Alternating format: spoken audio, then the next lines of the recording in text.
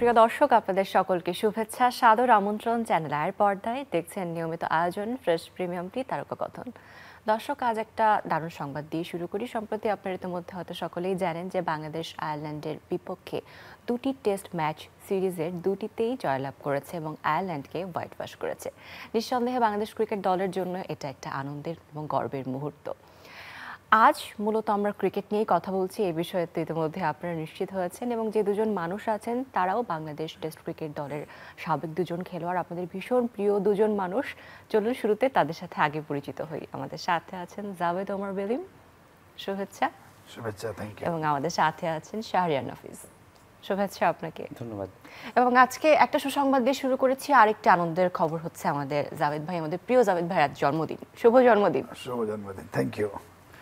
জাভেদ ভাই যখন আসেন তার প্রিয় একজন মানুষকে তার জন্মদিনের ক্ষণে সাথে নিয়ে আসেন, মানে একদম আনবিটেবল সম্পর্ক যাদের সাথে। গত বছরে এমন একজন মানুষকে আমরা পেয়েছিলাম, আজ পেয়েছি শাহরিয়ার নাফিজকে। শাহরিয়ার নাফিজের সাথে আজকের এই দিনে আসার সিদ্ধান্তটা কেন হলো, শুরুতে জানতে চাই।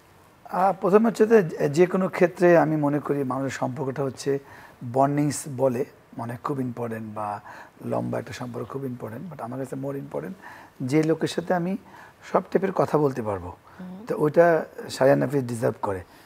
মানে আরও অনেকেই আছেন, এর মধ্যে আমার নাফিজ বেসিকলি আমার ছোটো ভাই উইথ ফ্রেন্ড, রাজিন সালে ছোটো ভাই উইথ ফ্রেন্ড। তো ওই একটা জায়গায় আমি খুব কমফোর্টেবল থাকি।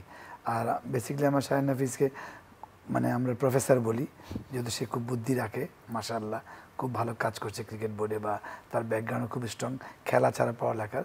তো ওই একটা জায়গায় ও যখন কোনো কথা বলে আমাকে উইথ লজিক বলে, বা আমি অজান্তে আমার ফিল করি যে ও আমার ভালো চাচ্ছে। মানে এটা আমাকে ও অনেক সময় আমার খারাপ সময়, খেলা ঠিক না, নর্মাল লাইফেও, তখন ও আমাকে বলে যে এটা হলে এটা, এটা হলে এটা। তো ওই জায়গাটা আমি মানে শোনার চেষ্টা না, আমার লজিক মনে হয়, আমি ওটাকে আমি তখন প্রিজার্ভ করে পরে এক্সিট করি আর কি। তো ওই জন্য আজকে যখন আমার জিজ্ঞেস করলো নাফিজ আসলে কেমন, হ্যাঁ অবশ্যই, নাফিজ, রাজিন, আগে তো আসছিল হাবিবুল বাসার, তো ওদের সঙ্গে আমার জুনিয়র ছোটো ভাই, ফ্রেন্ড বলেন, কিন্তু আমি মনে করি আমি জুনিয়র ভাই বলতে চাই না, দে আর মোর দেন ফ্রেন্ড বা ব্রাদার। এবং খেলার মাঠেও তো আসলে এই বন্ডিংটা অনেক বেশি সাহায্য করে যখন এক হয়ে সকলের খেলতে হয়, তাই না? আমরা যারা খেলি আসলে বছরের 9-10 মাস একসাথে থাকি, পরিবারের থেকেও প্লেয়ারদের সাথে বেশি সময় কাটানো হয়। সো ওই বন্ডিংটা তো থাকতে হয়। আর আমরা জাভেদ ভাইয়ের যেই প্রজন্মের প্লেয়ার, বা এরপরে আমি ন্যাশনাল টিমে ঢুকেছি, তখন আমরা এমন একটা জার্নিতে ছিলাম যখন বাংলাদেশ টিম আস্তে আস্তে একটা দল হয়ে উঠছে, একটা বড় দল হয়ে উঠছে 5-6 সাল। হ্যাঁ, তো ওই সময়টা আসলে আমাদের বন্ডিংটা খুব স্ট্রং ছিল। এখনও যখন যেমন পরবর্তী যেমন সাকিব, তামিম, মুশফিক, রিয়াদদের একটা বন্ডিং, তো আমাদের সময় ওই সময় আমি, জাভেদ ভাই, সুমন ভাই, মাশরাফি, রফিক ভাই, আশরাফুল, ওই এরকম একটা বন্ড ছিল। সো আমরা এক ব্যাচের প্লেয়ার, পরবর্তীতে সাকিব, তামিমরা আরেক ব্যাচের প্লেয়ার। তো এই হিসাবে যেহেতু আমার শুরু ওনাদের সাথে, তো ওনারা সবসময় আমার হৃদয়ে একটা স্পেশাল জায়গা করেই রেখেছেন। বিশেষ দিনে জাভেদ ওমর বেলিমকে কি আলাদাভাবে শুভেচ্ছা জানানো হয় বা স্পেশাল ফিল করানোর জন্য কিছু আয়োজন করেছেন? প্রথমত জাভেদ ভাই, জন্মদিনের শুভেচ্ছা। আল্লাহ আপনার হায়াত বৃদ্ধি করুক, আপনার সুস্বাস্থ্য দান করুক, এবং ব্যক্তিগত জীবনে আপনি সুখী হন। জাভেদ ভাই আমাকে, আমরা এখনো অফিস থাকার কথা, জাভেদ ভাই বলছে এরকম প্রোগ্রাম আছে, আসলে খুব খুশি হব। সো আমি এই সুযোগটা হাতছাড়া করতে চাইনি। আশা করি জাভেদ ভাই বিগত জীবনে যেমন সফল ছিল, পরবর্তী জীবনে ইনশাল্লাহ সফল হবে। একেবারেই তাই, আমরাও সেটা প্রত্যাশা করি। যেটি খেলার কথা দিয়ে শুরু করছিলাম, যে সম্প্রতি বাংলাদেশের যে জয় আয়ারল্যান্ডের বিপক্ষে, এই জয়টাকে আপনারা কিভাবে দেখছেন, দুজনের কাছ থেকে শুনতে চাই। দেখেন, জয় তো বাংলাদেশ অলওয়েজ মানে খাতা কলমে বলেন পারফরমেন্সে এগিয়ে ছিল, বাট সবচেয়ে বড় অ্যাচিভমেন্ট হচ্ছে মুশফিক। আমার কাছে মানে ওই একটা জায়গায় 100 টেস্ট ম্যাচ খেলা, কেন নাফিজও টেস্ট খেলেছে, আমিও টেস্ট খেলেছি, মানে টেস্টে তো মানে এটার নাম কে দিয়েছে আমি সবসময় বলি, আমি খুঁজি আসলে টেস্ট। আর ওই জায়গায় আপনি 100 টেস্ট ম্যাচ খেলা, it's not matter of joke. তো ওই জায়গায় উইথ দ্য কনসিস্টেন্ট 15, 18, 20 বছর একটা দলকে মানে কন্টিনিউ করা ইন্টারন্যাশনাল লেভেলে, এটা একদম সহজ না। তো ওই একটা জায়গায় আমি মনে করি এটা বড় অ্যাচিভমেন্ট। মুশফিক, শুভেচ্ছা। আমি পার্সোনালি তাকে ফোন দিয়েছিলাম, আর তার মধ্যে এত সুন্দর 100 মানে ম্যাচ সে কমপ্লিট করলো উইথ হিজ 100। তো তো ওইটা একটা খুব ইম্পর্টেন্ট আমি মনে করি। জয়টা খুব ইম্পর্টেন্ট বাংলাদেশের জন্য, কারণ আমাদের একটা কালচার আছে, যখন আমরা কোনো দর্শনে অনায়াসে জিতে যাই তখন বলে যে ও আয়ারল্যান্ড জিতবে, আবার হারলে তখন ব্যাকফায়ার করে। কিন্তু মাথায় রাখতে হবে এখনও স্কটল্যান্ড আমরা কষ্ট করে আমরা জিততে হয়েছে, কিন্তু এমন না। হয়তো অনেকে কথা উঠছে মুশফিকের 100 কেন হয় নাই বিদায় আমরা ম্যাচটা এমনি জিততে পারতাম না, ড্র হতে পারতো। আমি সবসময় একটা কথা বলি যে আপনার যখন অপরচুনিটি আসবে সেটা যেই দল থাক, টপ লেভেলে ছোট বড় দলের কোনো কথা নেই। আর স্পেশালি বাংলাদেশের জন্য তো অনেক বড় ব্যাপার, কারণ আমরা কিন্তু এখনও অস্ট্রেলিয়া ইন্ডিয়া দল হইনি। আমাদেরকে এইগুলো ম্যাচ অনায়াসে জিততে হবে, অন্যগুলো ফাইট করে জিততে হবে, বাট এগুলো আমাদেরকে ফাইট করে জিততে হয়। তো ওই সেটার মধ্যে মুশফিকের একটা ব্যাপারটা, এটা অনেক বড় একটা আমি মনে করি অ্যাচিভমেন্ট বাংলাদেশের জন্য। কারণ আমাদের কিন্তু অনেকেই মেগা স্টার আসছে, কিন্তু 7টা-8টা ম্যাচ খেলে চলে গিয়েছেন। ওই জায়গায় মুশফিক স্টার্ট করেছিলেন আমার সাথে 2005-এ, ওখানে কন্টিনিউ। অনেক শুভেচ্ছা মুশফিককে। আর আরেকজন না বললেই না, তাইজুলের কথা, যেটা আমরা অফ দ্য রেকর্ড বলছিলাম, অনেক মানে লো প্রোফাইল প্লেয়ার আমি মনে করি টেস্ট ম্যাচে বাংলাদেশের জন্য। ও যে লেভেলে পারফর্ম করছে বা কন্টিনিউ কনসিস্টেন্ট করে, অনেক অনেক অনেক বড় মাপের player if you compare with the international others players বা অন্যজন। তো জয়টা খুব ইম্পর্টেন্ট অলওয়েজ, যেটা ভালো নোট তো সবসময় ইম্পর্টেন্ট বাংলাদেশের জন্য, বাট তারপরে আরও বেশি অ্যাচিভমেন্ট হচ্ছে এই টাইপের প্লেয়ার যখন কনসিস্টেন্ট পারফর্ম করে, তখন দেশ মানে বাংলাদেশ তখন আরও ভালো ক্রিকেট খেলে। বাহ, আমরা একটু শায়ন হাফিজ আপনার কাছে এই প্রসঙ্গে শুনতে চাই। একজন মুশফিক রহিম মানে শুধুমাত্র এই ম্যাচে নয়, সর্বোপরি বাংলাদেশের টেস্ট ম্যাচের ইতিহাসে বা বাংলাদেশের ম্যাচে একজন মুশফিকুর রহিমকে আপনি কিভাবে আসলে ব্যাখ্যা করবেন? হ্যাঁ, প্রথমত he is a great servant of Bangladesh cricket. ও 100তম ম্যাচ খেলার পরে কিন্তু ওর সবচেয়ে যেই কথা আমার সবচেয়ে বেশি স্ট্রাইক করেছে সেটা ও বলেছে যে আমি মুশফিকুর রহিম বাংলাদেশ ক্রিকেট সমুদ্রের 2-1 ফোঁটা পানি। এই যে জেনারসিটি, এই যে হাম্বল থাকাটা, এটা ওর একটা বড় দিক। মুশফিক 20 বছর ধরে বাংলাদেশের জন্য ক্রিকেট খেলছে, এটি কিন্তু it's not a matter of joke. 20 বছর মানে 2005 সালে আমার যেই সিরিজে ডেবু হয়েছিল ওয়ানডেতে, ওই সিরিজেই ওর ডেবু হয়েছিল টেস্ট ম্যাচে। তারপরে ওইখানে লর্ডসে টেস্ট খেলার পর সেকেন্ড টেস্ট আর খেলা হয়নি, এরপরে কিছুদিন টিমের বাইরে ছিল, এরপরে হি কেম ব্যাক, পারফর্ম করেছে। মুশফিক এমন একজন পার্সন যাকে যে কোনো ক্রিকেটার অনায়াসেই ফলো করতে পারে। প্র্যাকটিসে সবার আগে আসা, প্র্যাকটিসে সবার শেষে যাওয়া, ডিসিপ্লিন, হার্ডওয়ার্ক, ডেডিকেশন, তারপরে যেভাবে গোছানো, মানে সব কিছু দিক থেকে একজন আইডিয়াল ক্রিকেটার আমার কাছে মনে হয়। আর বাংলাদেশের মতো দেশ কেন বললাম, জো রুট ইংল্যান্ডের one of the finest cricketer ever, ও 8 বছর যখন হয়েছে তখনই 100 টেস্ট খেলে ফেলেছিল। আমার এখনও মনে আছে জাভেদ ভাই, 2006 সালে আমরা যখন অস্ট্রেলিয়ার সাথে টেস্ট সিরিজ খেললাম, ওই সিরিজটাতে I was the highest scorer. এরপর আমার 14 মাস ওয়েট করতে হয়েছিল নেক্সট টেস্ট ম্যাচটা খেলার জন্য। সো তার মানে বাংলাদেশ অত বেশি টেস্ট ম্যাচ খেলে না। এখন যদি আলহামদুলিল্লাহ প্রতি বছর 6টা-8টা করে টেস্ট ম্যাচ খেলছে, তো ওইরকম একটা পরিস্থিতিতে 100তম টেস্ট খেলা, এটি মানে ওয়ার্ল্ড ক্রিকেট 150 বছরের ইতিহাসে 83 না 84তম ক্রিকেটার হিসেবে এই কাজটা করেছে। তার মানে it's such a rare thing, এবং এটা মুশফিকের মতো পার্সোনালিটি দেখি এটা সম্ভব হয়েছে। এবং I hope he continuous, or form fitness যতদিন ভালো থাকবে বাংলাদেশের জন্য খেলবে।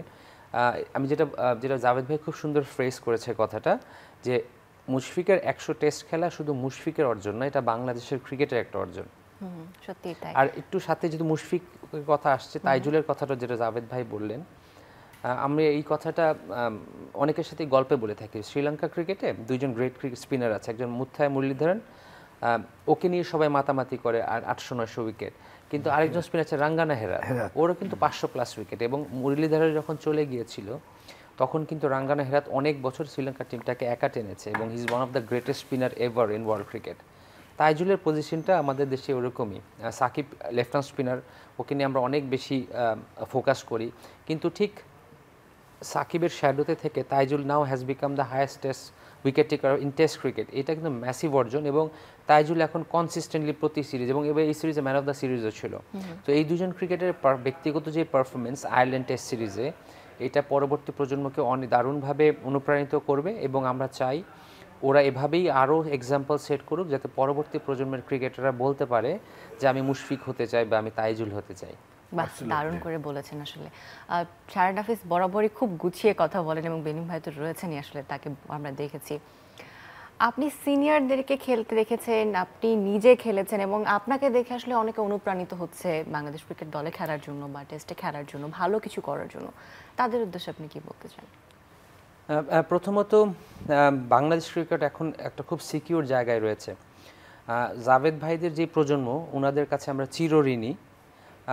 তার আগের যে প্রজন্ম ছিল, জাহাঙ্গীর শাহ বাদশাহ, ওনাদের যে প্রজন্ম ছিল, বা রকিবুল হাসান, ওনাদের যে প্রজন্ম ছিল, ওনাদের কাছে আমরা চিরঋণী। কারণ আমি যখন ক্রিকেট খেলা শুরু করেছি তখনও বাংলাদেশ আইসিসি ট্রফি খেলে।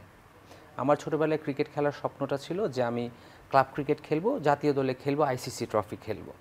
এরকম একটা সিচুয়েশন যখন 1997-এ বাংলাদেশ আইসিসি ট্রফি জিতলো, বাংলাদেশ ওয়ার্ল্ড কাপে কোয়ালিফাই করলো, 99-তে ওয়ার্ল্ড কাপ খেললো, 2000-এ প্রথম টেস্ট খেললো, তারপরে কিন্তু জেনারেশনের জন্য ক্রিকেট খেলাটা কিছুটা সহজ হয়ে গিয়েছে, যে তাদের সামনে একটা ভিশন ছিল। কিন্তু জাভেদ ভাইরা যখন ক্রিকেট খেলেছেন, আমি প্রিটি শিওর বাসা থেকে খেলতে দিত না। বলছে আমরা খেলবো ক্রিকেট। খেলা তো তখন বাংলাদেশে তেমন কিছুই ছিল না, ফুটবলটা অনেক জনপ্রিয় ছিল। কিন্তু ওরকম সিচুয়েশনে জাভেদ ভাইরা, তাদের প্রজন্ম, সুমন ভাই, রফিক ভাই, আকরাম ভাই, বুলবুল ভাইদের প্রজন্ম এবং তার আগের প্রজন্ম ক্রিকেট খেলেছেন দেখেই কিন্তু আমরা আজকে খেলেছি এবং এখন বাংলাদেশ একটা ওয়ার্ল্ড ক্রিকেটে প্রতিষ্ঠিত শক্তি। সো আমরা প্রথমত যেটা বলতে চাই, থ্যাঙ্কস টু ইউ জাভেদ ভাই, আপনাদের জন্য আমরা ক্রিকেট খেলাটা খেলতে পেরেছি। এবং আমরা যখন শুরু করেছি তখন অন্য কারো কথা বলতে পারি না, but I really admire Javed ভাই। মানে অস্ট্রেলিয়াতে আমরা যখন অস্ট্রেলিয়া গোল্ডেন এরা তো অনেকগুলো ছিল, রিসেন্ট গোল্ডেন এরা যেটা স্টিভ ওয়ার এবং রিকি পন্টিংয়ের নেতৃত্বে খেলেছে, তো তখন 3জন টপ অর্ডার ওপেনিং ব্যাটসম্যান ছিল। একজন ছিল ম্যাথিউ হেডেন, একজন ছিল অ্যাডাম গিলক্রিস্ট এবং জাস্টিন ল্যাঙ্গার। হ্যাঁ, তো এর মধ্যে ম্যাথিউ হেডেন এবং Adam Gilchrist is like superstar, মানে অনেক গ্ল্যামার, অনেক ফ্ল্যাশি। কিন্তু ওদের সাথে সবচেয়ে বেশি কনসিস্টেন্ট পারফর্ম করেছিল জাস্টিন ল্যাঙ্গার। খুব স্টাইলিশ না, বাট খুব দাঁতে দাঁত কামড়ে ব্যাটিং করে। সো জাভেদ ভাই হচ্ছে ওনার প্রজন্মের ওরকম ক্রিকেটার। 3জন ওপেনার ছিল, মেহরাব হোসেন অপি, শারির হোসেন বিদ্যুৎ, মাঝে মধ্যে রোকন ভাই খেলতেন, আর জাভেদ ওমর। সো অপি ভাই আর বিদ্যুৎ ভাই খুব ফ্ল্যাশি, খুব স্টাইলিশ, কিন্তু ওইখানে জাভেদ ওমর নিজের জায়গা করে নিয়েছিলেন। তারপর উনি আমার সাথে ওপেন করেছেন, নাফিস ইকবালের সাথে করেছেন, পরবর্তীতে তামিম ইকবাল পর্যন্ত উনি এই লিগেসিটা ক্যারি করেছেন। সো জাভেদ ভাইয়ের এই স্টাবার্ননেস, ওনার হার্ড ওয়ার্ক, ওনার ডেডিকেশন, এটা আমি সবসময় অ্যাডমায়ার করেছি। যদিও যখন জাভেদ ভাই খেলতেন তখন জাভেদ ভাই অনেক সমালোচনা সহ্য করে খেলেছেন, but I always admire Javed ভাইজ সিচুয়েশন। এবং আমি খুবই কৃতজ্ঞ জাভেদ ভাইয়ের কাছে, কারণ আমি যখন ন্যাশনাল চান্স পেয়েছি, he was the person who was a guide to me. উনি আমাকে গাইড করেছেন এবং তখন থেকে আসলে, যদি আমার সাথে ওনার বয়সের গ্যাপ অনেক, তারপরেও উনি সবসময় আমার বন্ধুত্বপূর্ণ সম্পর্ক ছিল। এটা 2005-এ 2005-এ, জি। ওকে, ইংল্যান্ড ট্যুর। ভাই আপনার কাছে একটু শুনতে চাই যে ক্রিকেটের সিনারিও তো আসলে আপনি অনেক বছর ধরে দেখছেন এবং উত্তরোত্তর ক্রিকেটের উন্নতি হোক আমরা সেই চেষ্টা করছি। যখন কোনো নবীন দল আসে বা কোনো কি বলবো কম শক্তিশালী দল আসে, তখন জয়টা অনেক সময় আমাদের কাছে নিশ্চিত থাকে, আমরা এতটুকু কনফিডেন্ট থাকি। কিন্তু আগামীতে যদি কোনো শক্তিশালী দলের বিপক্ষে বাংলাদেশের খেলতে হয়, সেক্ষেত্রে বাংলাদেশের টিম সেট আপটা কেমন হওয়া উচিত, বা মনে হয় যে বাংলাদেশ এখন তার জন্য প্রস্তুত? দেখেন, বাংলাদেশ অলরেডি আজকে 25 বছর আমরা টেস্ট খেলছি। ওখানে আমি যে স্টার্টিংয়ে বলেছিলাম যে আপনার কেনিয়া হোক বা অস্ট্রেলিয়া হোক, আমাদেরকে ওই হার্ডওয়ার্ক করে আমাদেরকে জিততে হবে। আমরা এখনও ইন্ডিয়া বা অস্ট্রেলিয়া দল হয়নি সবসময়, বা আমরা ব্রাজিল আর্জেন্টিনা হয়নি একটা ছোটো দলকে আমরা উড়িয়ে দিব। আমাদের ছোটো দলের সঙ্গেও কষ্ট করে জিততে হবে, এটা আমি সবসময় বিশ্বাস করি। আর যেহেতু আমাদের গ্রাফটা হয়তো একটু অনেক আপ অ্যান্ড ডাউন হচ্ছে, বাট আমি মনে করি স্টিল বাংলাদেশে যেভাবে ক্রিকেট পপুলার বা যে বাঞ্চ অফ প্লেয়ার আসছে বা স্ট্রাকচার ওয়াইজ যেভাবে একটু ইমপ্রুভ করছে, এটা যদি কন্টিনিউ করে, কেন আমরা কখনো চিন্তা করি নেই যে আমরা 10 বছর পর কী চাই। আজকে বাজে ঠিক বলা যাবে না ওয়ার্ডটা, মানে কনসিস্টেন্ট না খেলার বড় কারণ হচ্ছে আমরা কখনো চিন্তা করি নেই যে আমরা 10 বছর পর আমাদের দলকে কোথায় দেখতে চাই। আমরা একদম কারেন্ট আমরা বিলিভ ছিলাম। তো ওই জন্য কিন্তু আজকে এই ইনকনসিস্টেন্ট বাংলাদেশ ক্রিকেট দলের, তো ওইটা ইমপ্রুভ করতে হবে। যেটা আমার কাছে মনে হয় এখন এই বোর্ড হয়তো চেষ্টা করছে, আমি জানি না কতটুকু পারবে, বাট চেষ্টা করছে ডিফারেন্ট ওয়েতে সবাইকে ইনভলভ করা, বাইরে ক্রিকেটে উন্নত করা বা ছোটো ছোটো জিনিসকে ইম্পর্টেন্ট দেওয়া। কারণ বরাবরই আমরা বাংলাদেশ টিমকে নিয়ে ইম্পর্টেন্ট দিয়েছি। বাংলাদেশ টিম ভালো খেলেছে, জবাবদিহি করতে হয়নি। বাংলাদেশ টিম খারাপ করেছে, একটা কোচকে বাদ দিয়ে, একটা ম্যানেজারকে বাদ দিয়ে সমালোচনা সহ্য করে আবার নতুন করে ওই লাও ওই গদু ওই টাইপের হয়েছে। বাট আমার কাছে মনে হয় এখন যেটা যাচ্ছে, কারণ প্রফেশনাল লেভেলে আপনার কোনো এক্সকিউজ যাবে না। একটা বাংলাদেশ টিম যখন টপ জায়গায় খেলে তখন ওইভাবে রিফান্ড হয়ে আসে, আন্ডার-19 বলেন, এ টিম বলেন বা এসপি বলেন যেটাই। তো ওই জায়গাতে আমার মনে হয় একটু ইম্পর্টেন্ট দেওয়া উচিত, বা স্কুল ক্রিকেট বা এইজ লেভেলের ক্রিকেট খুব স্ট্রং হওয়া উচিত, তাহলে আপনি এবার এই জায়গায় কনসিস্টেন্ট পারফরমেন্স করবেন। আর যেটা আরেকটু আমি বলতে চাই, শাহিন হাফিজের যোগ করতে চাই, মানে আমাদের সময় আমাদের টার্গেট ছিল, যেটা ওরই টার্গেট ছিল, কে আমরা ইসে খেলবো, আইসিসি খেলবো, বাংলাদেশ টিমে খেলবো বা আবানি মনে খেলবো। ওই জায়গাটায় মানে আমি যেমন ফিল করি, ওই দিন আমার একটা মুশফিককে নিয়ে আমি একটা স্ট্যাটাস দিয়েছিলাম, ভয়েস SMS দিয়েছিলাম যে আমি 40টা টেস্ট খেলেছি। আমি জানি যে ওই সময়কার 40টা টেস্ট আর এখনকার অনেক পার্থক্য। কেন? ওই সময় আমাদের T20 আসে নাই, আপনাকে সার্ভাইভ করে খেলতে হবে। এখন টেস্ট ম্যাচে এমন ফরম্যাট হয়ে গেছে, আপনি যদি স্ট্রাইক রেট 100 করেন কোনো ব্যাপার না, কিন্তু ওই সময় ছিল না। তো ওই একটা জায়গায় আমরা টার্গেট ছিল কেনিয়া, জিম্বাবুয়ে, স্কটল্যান্ড, আয়ারল্যান্ড খেলবো, যেটা আপনি এখন বলছেন কি আমাদের আয়ারল্যান্ড তো খুব দুর্বল দল বা স্কটল্যান্ড খুব দুর্বল দল। হ্যাঁ, নবীন বা দুর্বল দল আমাদের খাতা কলমে। যদি আমাদের প্লেয়ার আপনি স্টার্স দেখেন যে আমরা কতগুলো টেস্ট ম্যাচ খেলেছি, ওয়ানডে চ্যাম্পিয়ন তাজুল আছে, চ্যাম্পিয়ন মুশফিক আছে। তো ওই একটা জায়গায় আমার জন্য অনেক বড় চ্যালেঞ্জ ছিল, যেহেতু আমি ওপেনার ছিলাম। নাফিজ এটা আরও ভালো বুঝবে, কারণ টেস্ট ম্যাচে আপনার কোনো শর্টকাট রাস্তা নাই, আপনাকে সার্ভাইভ করে গেতে হবে। আপনি T20-তে কী হয়, আপনি ধামধুম 4টা ছক্কা মারলেন, ইউ আর এ সুপারস্টার। বা টেস্ট ম্যাচে আপনাকে 4টা ছক্কা 24, আপনি 24 আউট হয়ে গেছেন। আপনাকে দরকার হলে আপনি 100 বল খেলে আপনি 50 করেন, সার্ভাইভ করে খেলতে হয়। তো ওই জন্য এটা অনেক বড় চ্যালেঞ্জ ছিল। তো কেন এটা আমারটা বলছি আমি, 40টা টেস্ট ওই সময় আমার জন্য মানে ভেরি ভেরি টাফ ছিল। আর মুশফিক ওটা 100 খেলেছে, তো ওই জন্য ওই ফিলটা আমি ফিল করি। আর যেটা আপনি বললেন স্টার্টিংয়ে যে এই যে আমাদের সামনের দল কীভাবে হবে, এটা দলের জন্য একটা বড় কারণই হচ্ছে আমি মনে করি যে আমাদের নিচের লেভেলের ক্রিকেটটাকে খুব স্ট্রংলি ইমপ্রুভ করতে হবে।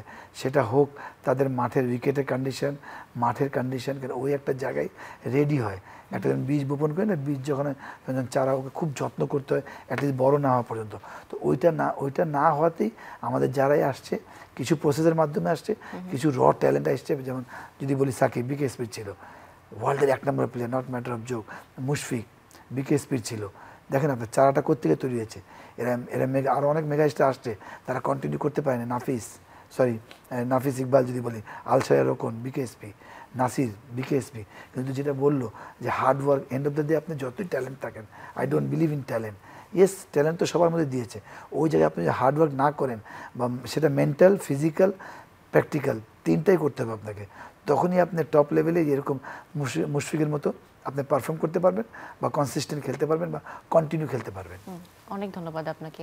খেলায় তো মাঠে আসলে ক্রিকেটারের পারফরমেন্স সকলের সামনে চোখে আসে, তখন আমরা দেখতে পারি কে কেমন ভালো খেলছে। কিন্তু সেখানে একটা খেলায় জেতা বলি বা তৈরির যে প্রস্তুতি পর্ব বলি, বাছাই পর্ব বলি, সবকিছুতে কিন্তু ক্রিকেট বোর্ডের একটা বড় ভূমিকা রয়েছে, যেহেতু বোর্ডের কথা ইতিমধ্যে উঠে এসেছে। শাহরিয়ার হাফিজ কি বলবেন এই সময় এসে আসলে ক্রিকেট বোর্ডের ভূমিকাটা কেমন? দেখুন, আমরা আমাদের বাংলাদেশ ক্রিকেট বোর্ডের কার্যক্রম নিয়ে আমাদের মানুষের মধ্যে অনেক প্রশ্ন যেমন আছে, আমি ঠিক বলবো তাদের ল্যাক অফ ইনফরমেশনও রয়েছে। যেই স্ট্রাকচারগুলোর কথা আমরা জাভেদ ভাই বললেন, এই স্ট্রাকচারগুলো আমরা অনেক বছর ধরেই ফলো করছি। হ্যাঁ, age level cricket, school cricket, এগুলো খুব সিস্টেম্যাটিকভাবেই চলছে। পাশাপাশি বাছাই যে জিনিসগুলো আছে, হ্যাঁ, যে কোনো একটা প্রতিষ্ঠানে আপনার দেখা যাবে 19-20 একটু ভুল ভ্রান্তি থাকেই, কিন্তু আমাদের সেই সিস্টেমটা আছে, সিস্টেমটা অলরেডি এক্সিস্টিং। আমরা এই সিস্টেমটাকে যত বেশি কোয়ালিটি করতে পারবো, এই সিস্টেমটাকে যত বেশি গতিশীল করতে পারবো, যত বেশি পলিশড করতে পারবো এবং যত বেশি এফিশিয়েন্ট করতে পারবো, তত আমার বেটার প্লেয়ার বের হবে। 1 2 নাম্বার যে জিনিসটা জাভেদ ভাই বললেন যে আমরা অনেক দিন বর্তমান নিয়ে পড়েছিলাম। দেখুন, বাংলাদেশ ক্রিকেট দল এখন এমন একটা পজিশনে রয়েছে, এখন কিন্তু আমরা স্বপ্ন দেখতেই পারি যে আমরা ওয়ার্ল্ড কাপ সেমিফাইনাল খেলবো বা ফাইনাল খেলবো, বা আমরা এশিয়া কাপ ফাইনাল জিতলাম না কেন, বা ফাইনাল খেলতে পারলাম না কেন। এখন সোশ্যাল মিডিয়া বলেন বা মেইন স্ট্রিম মিডিয়াতে কিন্তু একটা অনেক বড় সমালোচনার জায়গা যে বাংলাদেশ ক্রিকেট দল এখনও কোনো মেজর ট্রফি জিতে নাই। এই যে প্রশ্নটা আসলো, এটা কোথা থেকে আসলো?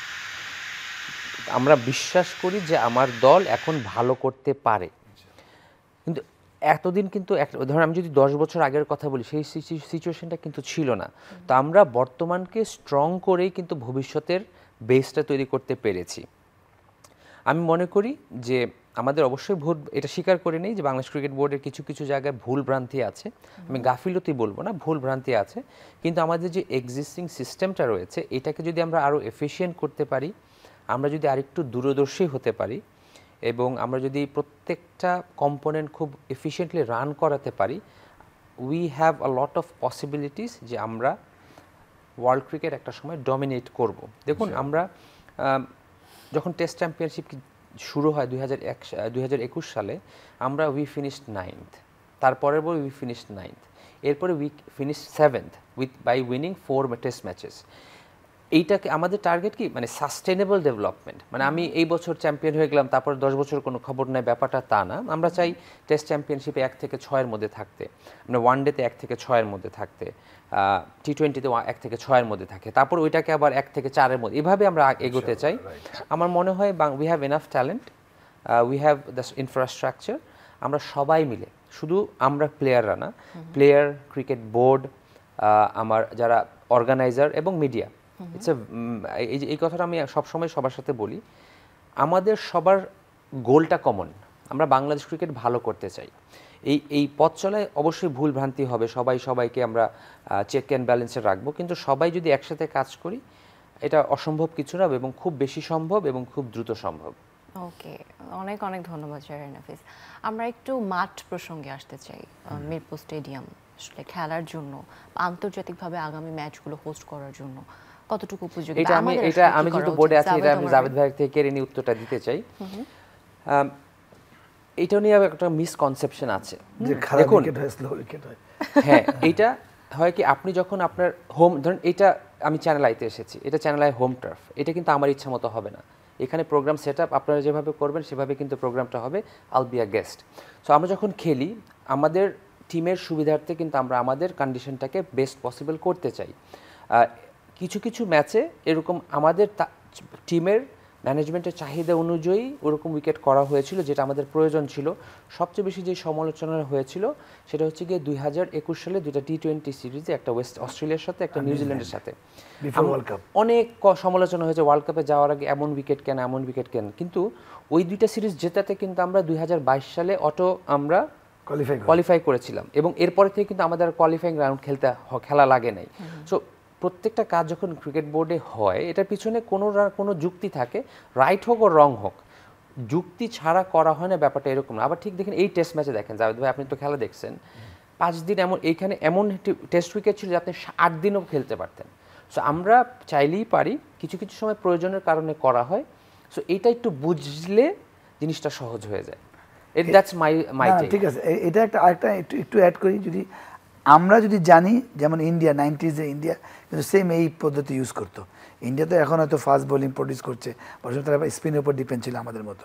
বাট যদি আমাদের ক্ষেত্রে ব্যাকফায়ার না করে তাহলে আমার অসুবিধা নেই। নাফিসকে আমি বলছি বা আমাদেরকে, যে অনেক সময় একটু ব্যাকফায়ার করেছে। জাভেদ ভাই ব্যাকফায়ার করে না, আমরা জিতেছি, কিন্তু সবাই বলে যে এরকম উইকেটে খেলে কি লাভ। না, টেস্ট ম্যাচ একবার এগেইনস্ট পাকিস্তানের সাথে 2-1টা ম্যাচ, কিন্তু 98% টাইমে কিন্তু যদি আমাদের ফরে আসে তাহলে আমার কোনো অসুবিধা নেই। কেন, এটা পৃথিবীর যে কেউ হোম কন্ডিশনের অ্যাডভান্টেজ নিবেই। কেন ওই সময় পাকিস্তান ব্যারিগের টপ কেন খেলতেন, ওদের ফাস্ট বল এরকম ছিল, তারা একদম গ্রিন টপ বানাতেন। আমরা যখন টেস্ট ম্যাচ 3 দিনে জিতি তখন কিন্তু এই সমালোচনাটা হয় যে এরকম উইকেটে খেলে কি লাভ।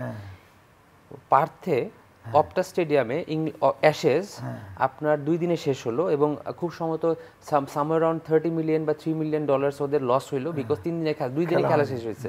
এটা নিয়ে কিন্তু কেউ কোনো কথা বলে নাই যে উইকেট এরকম কেন, এত পেস কেন, এত বাউন্স কেন। সেটাই বলছি যে আমাদের অ্যাডভান্টেজ যদি আমাদের ফরে আসে, হয়তো যদি 90%, তা আমি মোর দেন হ্যাপি। কেন, আপনি হোমের অ্যাডভান্টেজ না নিলে আপনাকে নিতে হবে, সব দেশই নেয়।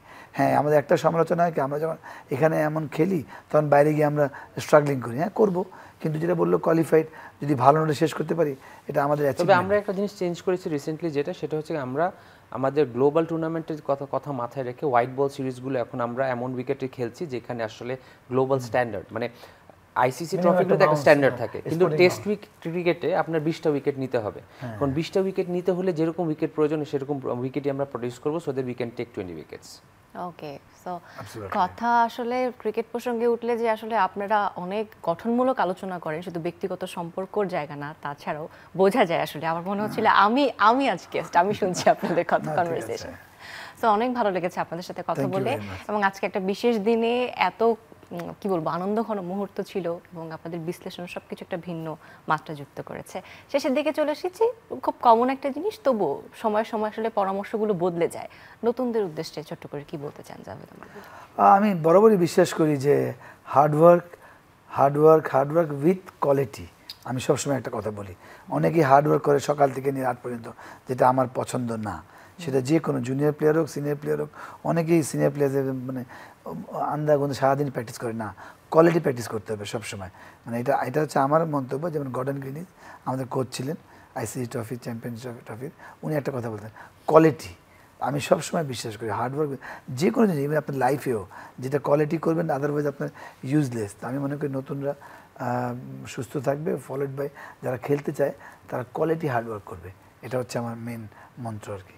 ওকে, শাহরিন হাফিজ ছোট্ট করে কি বলবেন? আমি যদি শুধুমাত্র ক্রিকেটের কথাই বলি, আমি দর্শকদের এতটুকু অ্যাসিওর করতে চাই যে we have a secure future, আর ইনশাল্লাহ, কারণ উই হ্যাভ এনাফ ট্যালেন্ট, আমরা ভালো করবো ইনশাল্লাহ। মাঝে মধ্যে আমরা মানুষকে অবশ্যই ডিসার্টেন করি, এটা আমি অস্বীকার করব না, বাট আমাদের উপর বিশ্বাস রাখবেন, বাংলাদেশ অবশ্যই সামনের দিকে এগিয়ে যাবে এবং ইনশাল্লাহ আরও অনেক সাকসেস নিয়ে আসবে বাংলাদেশের জন্য। ওকে, তো সবার শেষে যেটা করতে চাই যে আজকের বিশেষ দিনটা আমরা উদযাপন করতে চাই, স্মরণীয় করে রাখতে চাই একটি কেক আছে আমাদের চ্যানেলের পরিবারের পক্ষ থেকে জাভেদ ওমর বেলিম আপনার জন্য। কেকটা কেটে আজকের দিনটি আমরা উদযাপন করতে চাই, আপনাকে সাথে নিয়ে চলুন। শুভ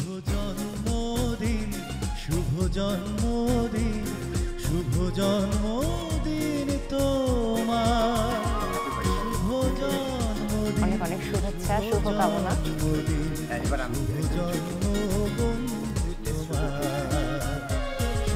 জন্মদিন, শুভ জন্মদিন, শুভ জন্মদিন। দর্শক, এই ছিল আমাদের আজকের আয়োজন। আশা করি আপনাদের ভালো লেগেছে। আগামীতে আবারও দেখা হবে নতুন কোনো গল্পে, নতুন কোনো ক্ষেত্রে তারকাদের সাথে নিয়ে। সে অবধি সবাই ভালো থাকবেন, সুস্থ থাকবেন, নিরাপদে থাকবেন।